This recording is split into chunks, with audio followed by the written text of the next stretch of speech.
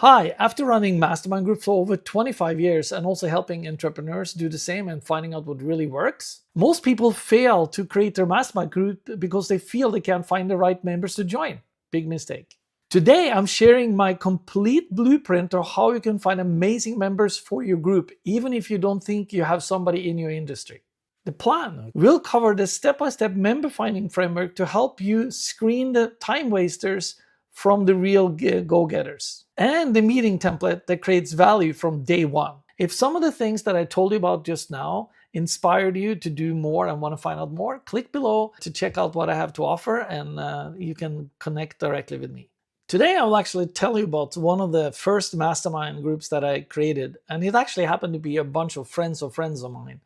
And the problem with that was that we kind of knew each other too well, and we would come in with preconceived notions. So my suggestion to you is to find somebody in your professional network or people you get to know that you don't personally know per se. Why am I saying that? Because I've just had experience for over the last 25, 26 years creating mastermind groups. And of course, I had many that failed and many that succeeded. And what I'm going to share with you today is basically what I took away with me for those 26 plus years.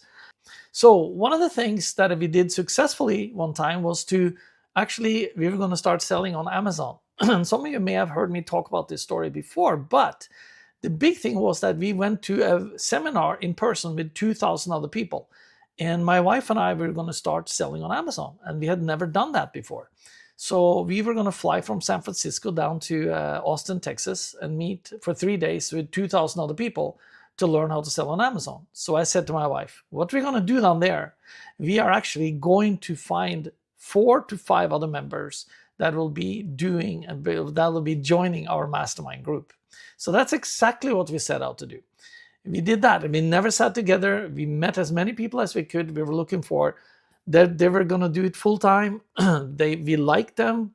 They seemed to be always learning new stuff, reading books, going places. And they also seemed to be people that liked to help people, and also didn't seem too dominating in the conversation, because you don't want that kind of person in your group either. And that's when we built our first mastermind. And guess what? Now, almost 15 years later, we have this mastermind happening every week for an hour and a half. And that's one thing that you should think about when you start looking for your members. Somebody in a professional network, but can be completely different industries too. Now, these people would come from different backgrounds as well. We were looking at that, but we had one focus in this case on Amazon. But ideally, you find people in different industries, and also you don't want to be competing with each other. So that's also a key point. So you may ask yourself, never been to a mastermind or been in a mastermind before, what is really a mastermind? Well, it helps you get more insights into what it is that you're working on, and different perspectives. They will hold you accountable. You will hold yourself accountable and others accountable. You will get inspiration from other people about your industry that you probably never expected before, but also, like I said, insights. And of course, there's network opportunities so that they can introduce you to other people that may have the solution that you're looking for. Now you just expanded your network vastly, and you have somebody that's definitely interested in trying to help you with your industry and with your business, just like you are going to help them as well. Did you know that being in a group increases your chances by 7 times of succeeding?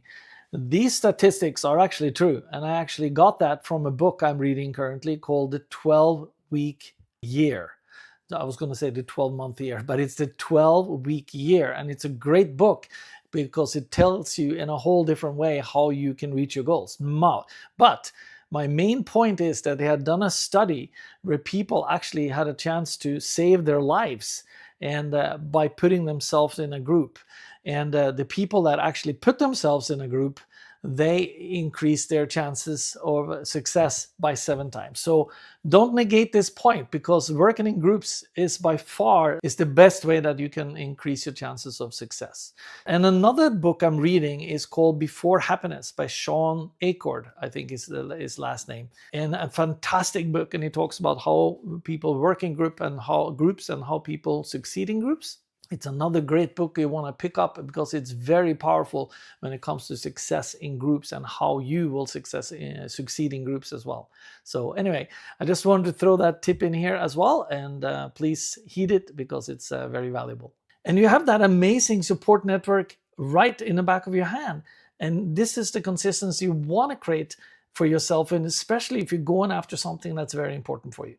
So what I suggest you do, start with one person that fits your bill, meaning what it is that you're looking for, and also ideally is a smarter person than you. And let me address that a little bit, because why would somebody smarter than me want to join my mastermind group?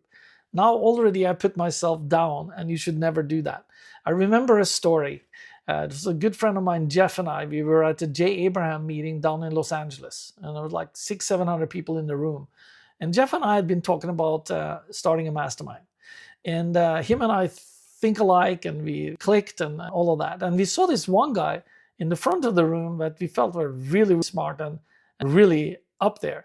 And he was asking all these great questions. And Jeff said to me, Alf, we should ask this guy. And I said, well, he's like way past us. I was like, why would he want to join our group? And Jeff very correctly corrected me and says, Alf, you should never think like that, because you have experience in this, and I bet you this guy doesn't have that. This guy doesn't have that. And also you have contacts and connections that could be very valuable for all kinds of people. You know, founders of Hotmail, you know, founders of PayPal, you know, all these people that you have in your network. And I started speaking for himself. I know this, and I work here and there. I bet he doesn't have that. I said, you're absolutely right, Jeff. So that's how you got to think, because you do not want to be the smartest person in the room, as they say. Okay, when you go after your first mastermind member, aim high, because that's going to help you take it to another level, not only for yourself, but everyone in the group, because now you're going to recruit the third person and the fourth and the fifth and the sixth, right?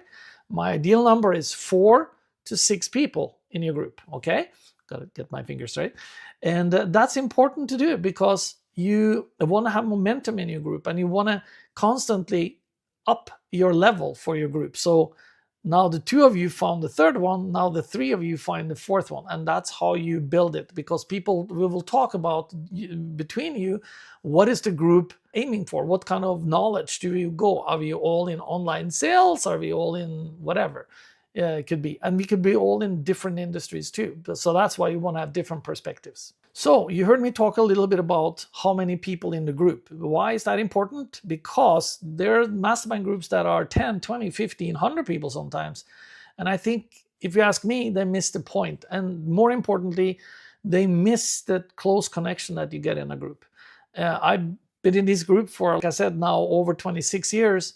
And we know more about each other than most people know about their wives or their best friends, because we share very personal information. We are not only talking about business, it's health as well, sometimes investments, or we want to buy a course together, or one person has gone away to a seminar, comes back and debriefs us. Happens very often. Or you read a book and say, okay, here's the top 10 things you could take away or to do right now. Or you go to a seminar or webinar and you get the 80-20 rule, right? You get the top 20% that you can do and execute on. And we download that into our group. So we go, boom, we grow very, very fast. And that's how a mastermind is, because you multiply your knowledge and your intelligence so much faster. And usually when I start talking about the mastermind group, I start talking about how you develop a third invisible intelligence. You can never do that alone. You have to be 2 or more people to reach that. And then you're 3, 4, 5, 6. Now that invisible intelligence is even more powerful. So speaking of 4 to 6, it has something to do with the time too. I also never like to go over an hour and a half. 2 hours is too long. 1.5 hours is just right in order to get around the room. If you're 6 people, then you have 15 minutes each to talk about what you want to do. And you want to have some structure to your group as well. So let's talk a little bit about that. There's definitely should be a timekeeper, and very often that's the person that starts the group. It doesn't have to be. It can be delegated to anyone, and then you have a 2-minute warning or 3-minute or 5-minute warning if you want, saying, hey, you got 5 minutes left or you got 2 minutes left. Then they got to wrap it up and then go into the next person. And we usually do it so that the one that comes first into the call gets to go first. and so on and so forth. Doesn't have to be that way. That's just a suggestion. So that's a couple of things that you can to take with you as well. And of course, in my course and everything I teach people, I have all of those systems down. And you also, when you start doing these masterminds, you learn, okay, how do we keep it flowing? How do we keep it active and engaging and valuable? So you can do something called a hot seat. One person presents a problem he or she has, and then you figure out, okay, next week or that session, the others start firing questions at that person. Have you thought about this? What about that? Tell us more about this. But in general, they should be able to download a problem they have to us in about 2 to 3 minute talk, and just get to the point and tell us specifically what it is that they want to get out of this hot seat. And then we are aware of the goal. We should write down the goal, and all our suggestions should be focused in, I'm talking about all us other members, should be focused on what it is that the goal and how can we help them get to that goal faster. And then we also want to hear the hot seat person talk about, okay, here's my takeaway from what I'm hearing from you. And that could be done the next session, when they have a chance to maybe digest everything, because it's tough to get all the notes down when you're right in the middle of a hot seat session. They update us what it is that they learned and what it is that they're going to do and what their goals are. And now we can start holding somebody accountable and help them move through the process, because we all struggle with procrastination and God knows what have you, right? There's another thing you can also do. You can decide on a call to focus on just one thing. So let's say, like I mentioned earlier, one person has been to learn about SEO, or one person learned how to, or took a course or a seminar, how to get great at YouTube videos. So all these things are extremely important, and we need to take the value from that. So we may just say, okay, next week, Peter is going to talk about how he works with thumbnails and titles on YouTube, for example. And he has taken a course on that, and he's going to download all the information and the most important things he learned to all of us, so he can go boom, grow much faster. So that's just one example. Another person could have read a book, like I said, or another person could have gone to an SEO webinar or seminar, or somebody learned something else, because it's also very much about what we give, not just what we take. So the more you give, the more you get, right? So that's really the power of the mastermind. And there's so many more nuances to it, but I'm just kind of sharing some of it with you right now, so that you can start getting the picture of why this is so important. And I have multiple testimonials of people telling me, my God, I wish I had known about the mastermind principle before. I didn't know I could do this. So it's kind of interesting. And it could be used in so many facets of your life. And you want to make sure you get somebody in your group that has a burning desire. That would be a core requirement, if you ask me.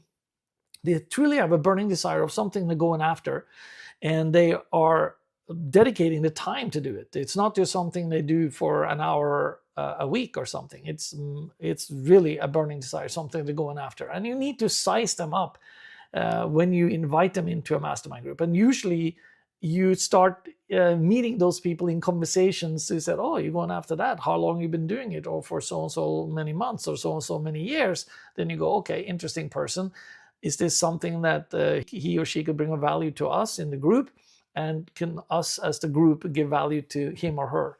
So those things are important. So today I've shared a little bit with you how you could start and initiate your own mastermind.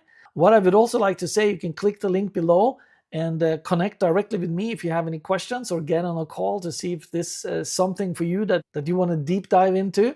And you can then figure out how you can start your own mastermind group, because very many mastermind groups are paid and they're very expensive. What I've done over the years, I'm in a couple of paid groups right now, actually. And one group is called the C-Suite, and I get great value there. However, for me, there's a little too many in the group. I'd much rather have a smaller group, but it's also very valuable in the sense of the information that I get from many different people. But I feel that my experience, a 4 to 6 group, is the more powerful one. So what I wanted to say is to click the link below to connect directly with me, and you can ask me any questions about masterminds, and I'd love to take it here.